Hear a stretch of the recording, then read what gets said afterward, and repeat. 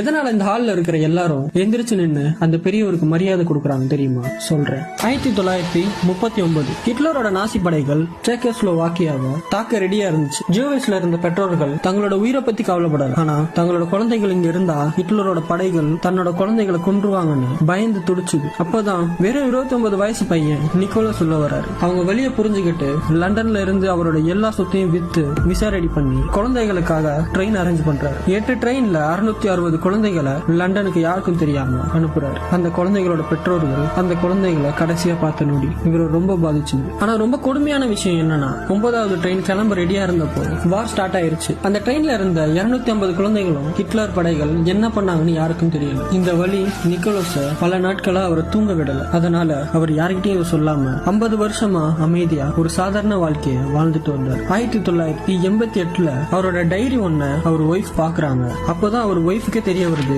இத்தனை உயிர்களை தன்னோட ஹஸ்பண்ட் காப்பாத்திருக்காருன்னு. உடனே ஒரு லைவ் ஷோல நிக்கோலஸ் ஆடியன்ஸா உட்கார வைக்கிறாங்க. ஹோஸ்ட் திடீர்னு இந்த ஹால்ல நிக்கோலஸ் காப்பாத்தின குழந்தைகள் யாராவது இருந்தா எந்திரிச்சு நில்லுங்கன்னு சொல்றாங்க. அப்ப அவர் சுத்தி உட்கார்ந்து இருந்த 100க்கும் மேலான பெரியவங்க எந்திரிச்சு நிக்கிறாங்க. நிக்கோலஸ் தன்னை அறியாம கண் கலங்குறாரு. அவங்க எல்லாரும் அவர் 50 வருஷத்துக்கு முன்னாடி காப்பாத்தின அந்த சின்ன சின்ன குழந்தைகள் தான். மறக்காம ரியல் ஹீரோவை யாராவது கேட்டா நிக்கோலஸ் விங்டோனை கண்டிப்பா சொல்லுங்க. இந்த வீடியோ அந்த ஹீரோக்காக டெடிகேட் பண்ணுங்க. Like for humanity.